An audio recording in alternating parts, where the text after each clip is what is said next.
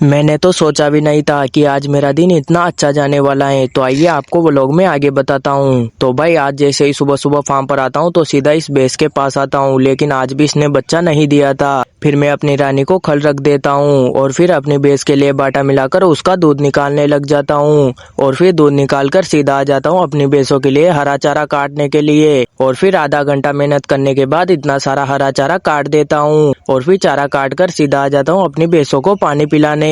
और फिर सारी भैंसों को पानी पिलाकर इन सभी को हरा चारा डाल देता हूँ और फिर अपनी ट्रैक्टर के पीछे ट्रॉली फान लेता हूँ, क्योंकि आज हम सब चार चौमा जाने वाले हैं, क्योंकि आज सावन का आखिरी सोमवार है और वहाँ पर हमारे मामा जी की कावड़ आने वाली है। तो हम थोड़ी देर में चार चौमा आ जाते हैं और यहाँ पर आकर बहुत ज्यादा भीड़ देखने को मिलती है, लेकिन भाई कुछ भी कहो बहुत ज्यादा मजा आ जाता है। आप सभी भी कावड़ के दर्शन कर लो और कमेंट में हर हर महादेव जरूर लिख देना।